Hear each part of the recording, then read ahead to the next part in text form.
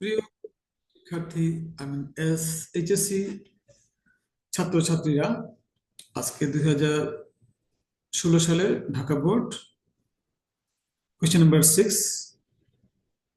Transformation বা changing sentence নিয়ে আলোচনা করবো। আমি সমাধান করে দেবো।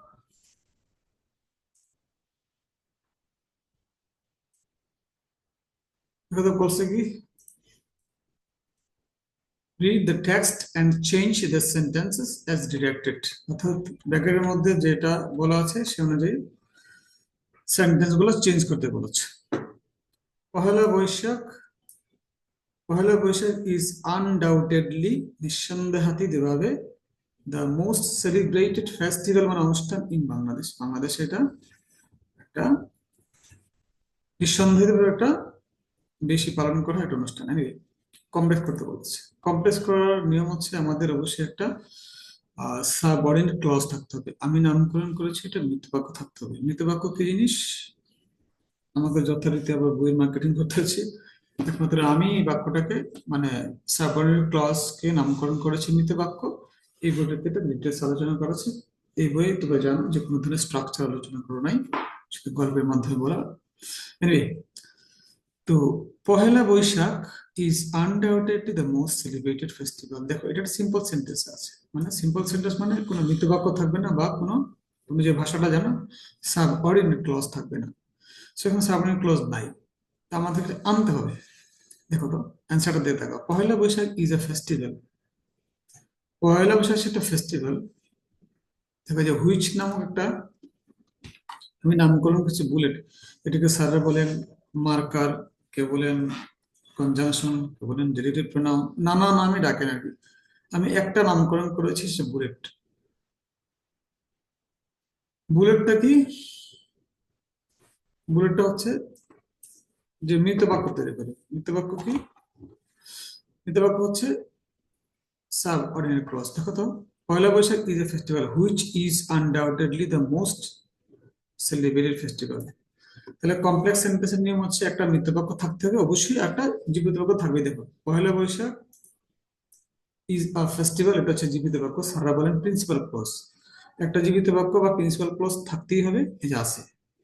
এবং অবশ্যই একটা মৃত বাক্যও থাকতে হবে। আচ্ছা, প্রিন্সিপাল ক্লজ তো কোনো বাক্য হয়ই না, কিন্তু মৃত বাক্য ছাড়া বাক্য হতে পারে। কিন্তু কমপ্লেক্স সেন্টেন্স করতে গেলে মৃত বাক্য একটা দিতে হবে। মৃত বাক্য মানে সাব অর্ডিনেট ক্লজ। আর মৃত বাক্য চিনবো কিভাবে? মৃত বাক্যের একটা ক্লাস আমার আলাদা করা আছে ভিডিওতে, অনেকগুলো ভিডিওতে আছে এটা। স্প্রিং সাবঅর্ডিনেট ক্লজ হিসেবে, মৃত বাক্য হিসেবে বইটাতে দেওয়া আছে। বই মার্কেটিংটা পরে করে দিব না, ক্লাসের পরে। পয়লা বৈশাখ কি যে ফেস্টিভ্যাল পেয়ে গেলাম। দেখো, আমরা যখন এই বাক্যটা করলাম, এটা করতে গিয়ে কিন্তু আমরা অর্থের কোনো পরিবর্তন করিনি, তাই না? যেমন মাঠে দাঁড়ানো লোকটি আমার ভাই। মাঠে দাঁড়ানো লোকটি আমার ভাই, এটা কিন্তু একটা বাক্য হয়েছে। আমি বলতাম যে লোকটি মাঠে দাঁড়িয়ে আছে তিনি আমার ভাই, এটা আমাদের বাক্য হয়েছে। মাঠে একটা লোক দাঁড়িয়ে আছে এবং তিনি আমার ভাই। দেখো, তিন ভাই বাক্যটা বলেছি। প্রথমে বলেছি সিম্পল, তারপর কমপ্লেক্স, তারপরে কম্পাউন্ডে। এটা বাংলাতেও আছে, ইংরেজিতেও আছে, পৃথিবীর সকল ভাষাতে এটা আছে। বাংলাতে বলে সরল বাক্য, জটিল বাক্য, যৌগিক বাক্য। যাই হোক, এটা বিস্তারিত এখানে আলোচনা করা আছে, যাচ্ছি না, শুধু আমি অ্যান্সারটা বলে দিচ্ছি। তাহলে এটা একটা কমপ্লেক্স সেন্টেন্স হয়ে গেল আমাদের মৃত বাক্য করার কারণে। এখানে একটা আমাকে মৃত বাক্যটা দিয়ে, মানে তোমাকে এমনটা বাক্য বানাবো অর্থটাই থাকতে হবে, আমাকে একটা সাবঅর্ডিনেট ক্লজ থাকতে হবে। মানে যদি এটাকে ডিটেলস লিখতো, মেক ইট কমপ্লেক্স না বলে, যে তুমি এমন একটা বাক্য বানাও যে বাক্যটাতে আমার অর্থ ঠিক থাকবে, কিন্তু স্ট্রাকচার দিক দিয়ে আমার একটা সাবঅর্ডিনেট ক্লজ ঢোকাই দিতে হবে। এটা যদি ডিটেল ব্যাখ্যা করতো এইটা কমপ্লেক্স জিনিসটাকে, তাহলে হয়তো এভাবে লেখা থাকতো। চলে আসি সিম্পল কমপ্লেক্স কম্পাউন্ডে। আসলে দেখায় মিনিমাম দুইটা থেকে তিনটা বাক্য থাকে, প্রশ্ন থাকে। পাঁচটার মধ্যেই দুইটা পেয়ে গেলাম। তাহলে যদি 10 থাকতো, তিনটা চারটা থাকতো, তিনটা চারটাও থাকতে পারতো। It is the first day of Bengali year when the city roads get so jam-packed. দেখো, একটু আগে আমি আলোচনা করে এসেছি যে কমপ্লেক্স সেন্টেন্সে একটা মৃত বাক্য থাকতে হবে, মানে একটা সাবঅর্ডিনেট ক্লজ থাকতে হবে। এখন খুঁজে বের করো, এই যে সাবঅর্ডিনেট ক্লজ, তাই না? সাবঅর্ডিনেট ক্লজের বৈশিষ্ট্য বা মৃত বাক্যের বৈশিষ্ট্য হচ্ছে অবশ্যই একটা বুলেট থাকতে হবে এবং তারপর একটা বাক্য থাকতে হবে। দেখো, the city roads get so jam packed, এটা একটা বাক্য কিন্তু। দ্য সিটি রোড আমি আন্ডারলাইন করে দিলাম। The city roads get so jam packed, এই একটা বাক্য, এটা আমি নাম দিয়েছি মিথ্যা বাক্য, কারণ এই বাক্যটা the city roads get so jam packed, এই বাক্যটা মারা গিয়েছে হোয়েন নামক একটি বুলেট দিয়ে। আমি বুলেট বলেছি, স্যাটারডে কনজাংশন বলে। তো আমি যেহেতু মিথ্যা বাক্য নামকরণ করছি, তাই এটার নাম আমি বুলেট করেছি। তাহলে বুলেট দিয়ে এই বাক্যটা মারা গিয়েছে। কোনটা বাক্যটা? The city roads get so jam packed. তাহলে বাক্যটা কিসে আছে? কমপ্লেক্সে। কমপ্লেক্স মানে অবশ্যই একটা মৃতবাক্য থাকতে হবে, আর মৃতবাক্য থাকলেই এটার নাম কমপ্লেক্স সেন্টেন্স। স্যাররা বলেন মৃতবাক্যটাকে আমি নাম্বার মনে করে দিচ্ছি, সেটা হচ্ছে সাবঅর্ডিনেট ক্লজ। যেটা সহজ মনে হয় এটা মনে রাখবে। আমাকে বলেছে যে বাক্যটা তুমি করতে যাবা, এই বাক্যে সিম্পল মানে কোনো ধরনের মৃত বাক্য থাকবে না, অর্থাৎ তুমি যাই আনো না কেন এই বাক্যটা আর থাকবে না।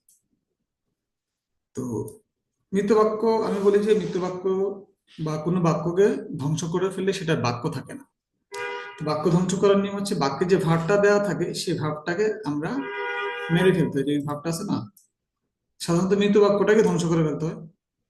মৃত বাক্যটা ধ্বংস করে ফেললেই, ধ্বংস করে গিয়ে বেসিক্যালি এটা হয় যে ফ্রেজ, স্যারদের ভাষায় এটার ক্লজ থাকে না, মানে সাবঅর্ডিনেট ক্লজ থাকে না। আমি নাম দিয়েছি ধ্বংস হয়ে যাবে। বাক্য ধ্বংস করতে চাইলে বাক্যের মধ্যে যে ভাবটা থাকে তার সাথে আইএনজি দিলে অটোমেটিক বাক্যটা ভেঙে চুরমাচুর হয়ে যায়। তার আগে অর্থ অনুযায়ী তুমি প্রয়োজনীয় কোনো প্রিপোজিশন বা ইত্যাদি দিতে পারো। ডিটেলস আলোচনা করছি, আমি যদি ক্লোজ আলোচনা করতে চাই 1 ঘন্টা আমার লাগবে এখানে। আমি শুধু অ্যান্সারটা বলি। তো কি হচ্ছে, আমাদের এই ক্লজটা থাকবে না। দেখো তো, the city roads get so jam packed, দেখছো? অর্থাৎ এই বাক্যটা মারা গিয়েছিল, এটা বুলেট সরাই দেয়া এই পুরো বাক্যটাকে জীবিত করে ফেলছে। ম্যাক্সিমাম টাইমে যেটা হবে, তোমার মৃত বাক্য যেটা থাকবে, যে সাবঅর্ডিনেট ক্লজ যেটা থাকবে, ওই ক্লজটাকে ধ্বংস করে ফেলতে হয় ম্যাক্সিমাম টাইম। 95% ঘটনা ঘটে, কিন্তু এখানে আমরা দেখতে পাচ্ছি যে মৃত বাক্যটাকে তারা জীবিত করে ফেলতেছে। জীবিত করে আরেকটা বাক্য যেটা আছে, যেমন দেখো, এই বাক্যটাকে তারা ধ্বংস করে ফেলতেছে বা অস্তিত্বহীন করে ফেলতেছে বা নাই করে ফেলতেছে অর্থ অনুযায়ী। তো ইট is the first day of the Bengali, দেখবা এখানে কোনো এই যে ভাবটা আছে, হয় তার সাথে আইনজি দিয়ে রাখবে বা এটাকে সরাই ফেলবে, বা এই পুরো অংশটাকে দিয়ে একটা তথ্য শুধু ফ্রেজ বানাবে। চলে আসে, the city roads get so jam packed at the time of, দেখো at the first day of the Bengali year। দেখো তো, এই বাক্যের কোথাও কোনো ভার্ব নাই। আর যদি থাকতো তাহলে এটা, এই যে ভার্বটা ইজ ভার্বটা কিন্তু নাই। যদি থাকতো এটাকে আইএনজি দিয়ে, আমি ইজিং না দিয়ে, ইজিং না কিন্তু বিং দিয়ে, আইএনজি হয় তোমাদের নিশ্চয়ই মনে আছে, আইএনজি হয় ভার্বের বেস ফর্মের সাথে আইএনজি দিতে হয়। ইজ ভার্বের বেস হচ্ছে বি, তার সাথে আইএনজি দিলে বিং হয়। তো আমরা যেহেতু এইটা ভার্বটা সরাই না ইউজ করে আমরা অর্থটা রাখতে পারতেছি, জাস্ট খালি এই অংশের তথ্য, এই অংশটা, এই জীবিত বাক্যটা বা প্রিন্সিপাল ক্লজটার তথ্যটা রাখলেই হবে। কোনো কোনো কারণে, অর্থের কারণে আমরা ভার্বটা আমরা রিমুভ করতে পারি না, তো এটাকে হাত পা ভেঙে রেখে দিতে হয়, আমি বলি আর কি। অর্থাৎ তার সাথে আইএনজি দিয়ে বা টু দিয়ে এটাকে রেখে দিতে হয় অর্থের কারণে। কিন্তু যেহেতু আমরা দেখতে পারতেছি ভার্বের অস্তিত্ব না রেখে আমরা অর্থ প্রকাশ করতে পারতেছি, এখানে রাখি নাই, তাই কি বলেছে এটা? At the first day of the Bengali year, অর্থাৎ বাংলা বছরের প্রথম দিনে, বাংলা বছরের প্রথম দিনে এই অংশটা বা এই ফ্রেজটা বলতে গেলে আমার কোনো ভাব লাগছে না। যদি লাগতো আমরা আইএনজি দিতে পারতাম। এনিওয়ে, তাহলে এটা সিম্পল কেন হলো? সিম্পলের বৈশিষ্ট্য হচ্ছে সিম্পল সেন্টেন্সে শুধুমাত্র একটা জীবিত বাক্য থাকবে, মানে প্রিন্সিপাল ক্লজ থাকবে, কোনো ধরনের মৃত বাক্য থাকবে না। তাহলে দেখো, এটা কিন্তু মৃত বাক্য না, এটা একটা বাক্যের ধ্বংসাবশেষ, আর এটা জীবিত বাক্য, মানে প্রিন্সিপাল ক্লজ সিম্পল হয়ে গেল। আরো ডিটেলস বোঝার জন্য তোমরা অবশ্যই এই বইটাতে আলোচনা পাবা, বা আমার চ্যানেলে বিভিন্ন ভিডিওতে আলোচনা করা আছে সিম্পল কমপ্লেক্স কন্ট্রাক্ট। আমি শুধু যদি বোর্ডের প্রশ্নটা উত্তর দিচ্ছি, এত ডিটেলসে যেতে পারতেছি না বলে আমি দুঃখিত। Almost every one enjoys the day in his own way, অর্থাৎ প্রায় সবাই, অলমোস্ট এভরি ওয়ান এনজয়স, এটা এনজয়স কেন হয়েছে? যে এভরি ওয়ান কিন্তু সিম্বলে মনে রাখতে হবে। প্রায় সব প্রত্যেকেই দ্য ডে, দিনটাকে এনজয় করে, enjoys in his own way, তার নিজস্ব উপায়। কেউ পাঞ্জাবি পরে, কেউ শার্ট পরে, কেউ ব্লেজার পরে, অবশ্য ব্লেজার পরে আমি দেখি নাই, বেশিরভাগ পাঞ্জাবি পরে। পেসিভ করতে হবে, তো পেসিভ কি, ভয়েস কি, এটার জন্য তোমাকে ডিটেইলস আমাকে এখন ভয়েস আলোচনা করতে হবে। সো আমি এটা যাচ্ছি না, আমি শুধু অ্যান্সার বলে দিব। এটা তো ভয়েস সুন্দর করে কোনো স্ট্রাকচার ছেড়ে আলোচনা করে দেওয়া আছে, বইটার নাম হচ্ছে মাস্টার জেনারেল মাস্টার গ্রামার, দেখতে পাচ্ছি স্ক্রিনে, আমি আরো পরে ডিটেইলস বলবো। আচ্ছা, পেসিভ ভয়েস করতে হবে। পেসিভ ভয়েস করে নিয়ম হচ্ছে বাক্যে যে অবজেক্ট আছে, অবজেক্টটা হচ্ছে আমাদের এখানে দ্য ডে, অনেকে ইন হিজ ওন ওয়ে মনে করতে পারো, এটা কিন্তু অবজেক্ট না, ভুলে এটা কাজ করবো। দ্য ডে হচ্ছে অবজেক্ট, এনজয় করে, কি এনজয় করে, দিনটা, এই যে অবজেক্ট। তার এটা সামনে নিয়ে যাবো, এটা হবে কি দ্য ডে। দ্য ডে বলে ডে আছে এখানে, দ্য ডে ইজ এনজয়েড। আচ্ছা ইজ কেন হয়েছে এখানে, ইজ কেন হইলো, এই দেখো ভার্বটা এনজয়েড আছে, যদি এনজয়েড হইতো তাহলে এখানে ইজ না হয় কিন্তু ওয়াজ হইতো।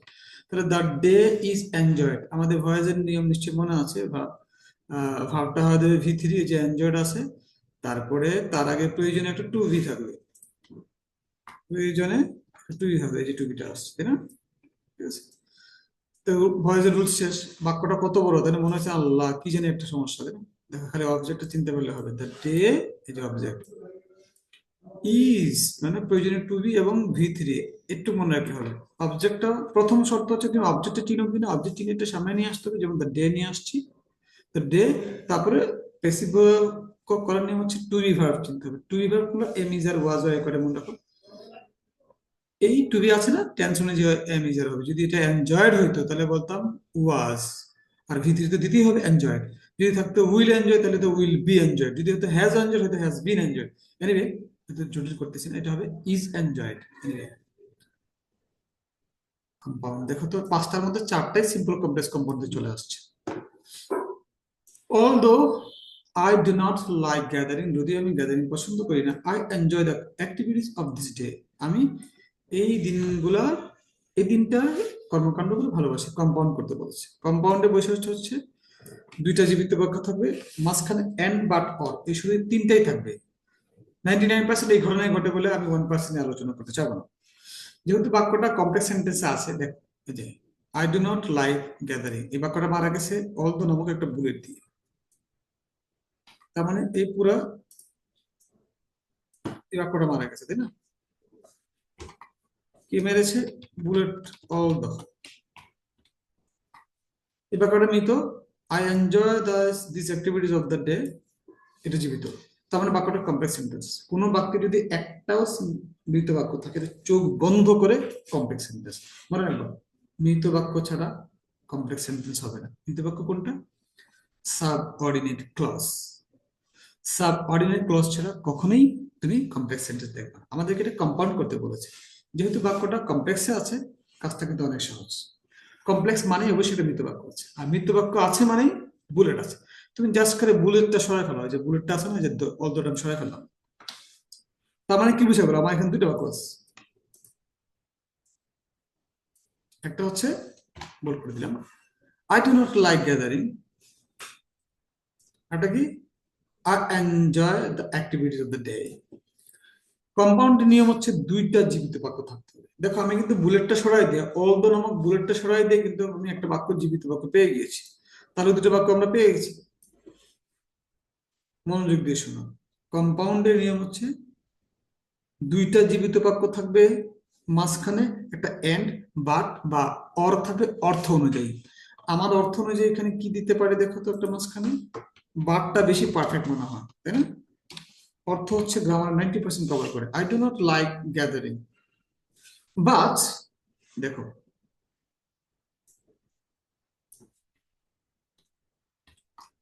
But I enjoy the activities of the day. দুটো বাক্য পাইছো, I do not like gathering, একটা হচ্ছে I enjoy the activities of this day, আমি এই দিনে কর্মকাণ্ডগুলো পছন্দ করি, whatever the meaning here.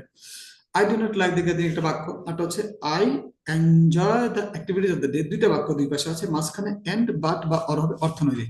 তাহলে দেখো, আমি পছন্দ করি না গ্যাদারিং, কিন্তু আমি এটা পছন্দ করি। দেখো অর্থ অনুযায়ী যেখানে কমা কিন্তু থাকবে না, মনে রাখবা।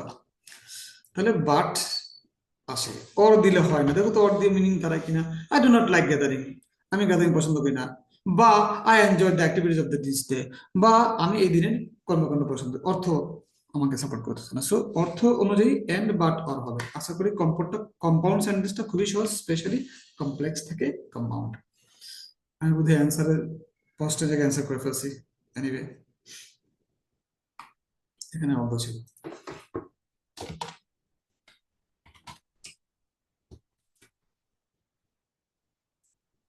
ওকে, last one.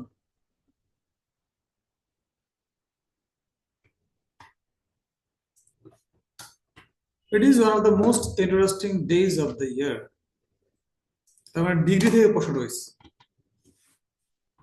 It is one of the most interesting days of the ইয়ার, অর্থাৎ এটা দিনের বছরের অনেকগুলো ইন্টারেস্টিং দিনের মধ্যে একটা। খেয়াল রাখতে হবে, ওয়ান অফ থাকলে ভেরিফি দিয়ে শুরু হবে। ওয়ান অফ এবং ওয়ান অফ না থাকলে কি হয়, এটা অনেক বড় আলোচনা, এর মধ্যে আলোচনা করে দেওয়া আছে। তো ডিগ্রি চ্যাপ্টারে গেলে এখান থেকে পেয়ে যাবো। It is one of the most interesting days of the year. আমরা একটু আলোচনা করেই দিই, যদি থাকতো it is the most, one of না থাকতো, কল্পনা করো ওয়ান অফ নাই, it is the most interesting days of the year, তাহলে আমরা এখানে ভেরিফি না দিয়ে লিখতাম no other day of the year. আমরা ভেরিফি না দিয়ে বলতাম কি, তাহলে ওয়ান অফ কথাটা থাকার কারণে আমাদের ভেরিফিউটা ইউজ করতে হচ্ছে, ঠিক আছে।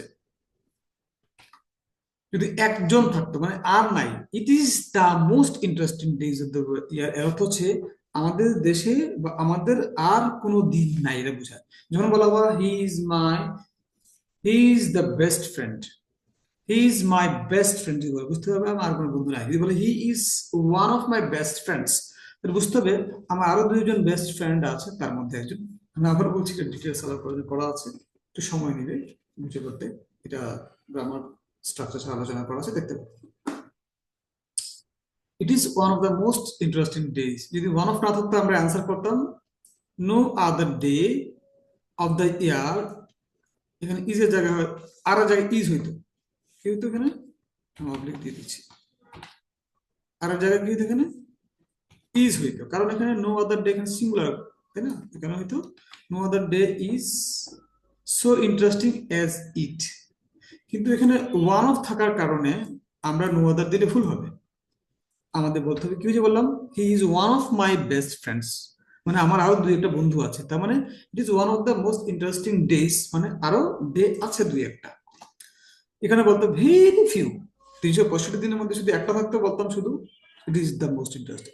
যেহেতু আরো দুইটা তিনটা চারটা বা পাঁচটা আছে 365-র মধ্যে, এখানে বললাম যে ভেরি ফিউ, খুবই অল্প সংখ্যক ডেজ অফ দ্য ইয়ার। অবশ্যই খেয়াল রাখতে হবে, আমাদের প্লুরাল দিতে হবে। ডেজ অফ দ্য ইয়ার নিশ্চয়ই এখানে ইজ দিলে এখন ভুল হবে, কারণ এখানে ডেজ আছে। Very few days of the year are so interesting as it. আশা করি আনসার পেয়ে গিয়েছো। তোমাদেরকে আবার আমার লাস্ট যথারীতি সকল ভিডিওর মতো বলে দিচ্ছি, জেনারেল মাস্টার গ্রামার, এটা হচ্ছে আমার সেই মাস্টার গ্রামার। এখানের মধ্যে সবকিছু স্ট্রাকচার ছাড়া বাংলাদেশের আমার জানা মতে, আমার এই বইটা একাডেমিক বইটা একমাত্র বই আমার জানা মতে, আমি এখনো কোনো বই দেখিনি এখানে স্ট্রাকচার একাডেমিক ইংলিশের জন্য আলোচনা করা হয়নি। স্পোকেনের জন্য আমার জানা পরিচিত অনেক বিখ্যাত শিক্ষক আছেন, ওনার হাতে ব্যবহার করেছে। একাডেমিক ইংলিশের জন্য স্ট্রাকচার ছাড়া বই আমার জানা মতে this is the first one. আর জানা থাকলে আমাকে একটু ঠিকানা দিবেন, বইটা আমি দেখে নিব। আরে দিবেন কি, দিবা। কি হচ্ছে জেনারেল মাস্টার গ্রামার, এটা নিতে পারো। আরেকটা বই আছে মাস্টার পেপার, শুধুমাত্র এসএসসিরও আছে, এইচএসসি মাস্টার পেপার আছে। এইচএসসি এই মাস্টার পেপারটার মধ্যে আর তোমরা যে সালে পরীক্ষার্থী হোক না কেন, ফার্স্ট পেপার এবং সেকেন্ড পেপার দুটাই সুন্দর করে এখানে শুধুমাত্র বোর্ডে আসে বা এসেছে এই ধরনের প্রশ্ন এখানে দেওয়া আছে। বাড়তি কোনো মানে আজারে কোনো আলাপ নাই, কোনো ধরনের ঝামেলাও নাই। এবং একটা ইন্টারেস্টিং কেস হচ্ছে বোর্ডে যে সকল প্রশ্ন আসে এগুলো 99% প্রশ্ন খুব সহজ হয়। খেয়াল করে দেখবা, সাধারণত স্কুলে এবং কলেজে যে টেস্ট পরীক্ষার প্রশ্নগুলো হয়, সাধারণত ম্যাক্সিমাম কলেজে কেন জানি টেস্ট পরীক্ষার প্রশ্নগুলো খুব ডিফিকাল্ট করে, কারণ ওয়াই বা হয়। সো বোর্ডের প্রশ্ন কিন্তু সাধারণত সবার জন্য করা হয়, দুর্বল থেকে সবার জন্য করা হয়। সো 90% প্রশ্ন এখানে সহজ হয়। এই বইটাতে সব সহজ প্রশ্ন দেওয়া আছে, যেগুলো পরীক্ষায় আসে, বিভিন্ন বোর্ডের প্রশ্ন দেওয়া আছে, বোর্ড প্রশ্ন আলোকে আলোচনা করা আছে। এবং যতগুলো রাইটিং পার্ট দেওয়া আছে ওগুলো পানির মতো করে সহজ করে লেখা আছে, যারা বেশি দুর্বল তাদের জন্য খুব সহায়ক হবে আশা করি। এই বইগুলো পেতে বা আমার নো ফেল ইন ইংলিশ নামক কোর্সে জয়েন করার জন্য আমাকে এই নাম্বারে হোয়াটসঅ্যাপ করলে হবে, 01975150684। আমার সাথে এতক্ষণ থাকার জন্য তোমাদেরকে অসংখ্য ধন্যবাদ। নো ফেল ইন ইংলিশের কোর্সটা আমি ফ্রি করাচ্ছি, তোমরা চাইলে অংশগ্রহণ করতে পারো। এই কোর্সটাই করা হচ্ছে শুধুমাত্র যারা বেশি দুর্বল তাদের জন্য। জয়েন করার জন্য আমরা ফেসবুক গ্রুপ করব, সেই গ্রুপ থেকে আমরা এই কোর্সটা আমরা ফ্রি অফ কস্ট আমরা চালিয়ে যাচ্ছি বা যেতে থাকবো। আমার সাথে এতক্ষণ থাকার জন্য তোমাদের সবাইকে অসংখ্য ধন্যবাদ। আশা করি আমার এই চ্যানেলটাকে সাবস্ক্রাইব করে রেখেছো এবং সামনেও করে রাখবো। Thank you very much.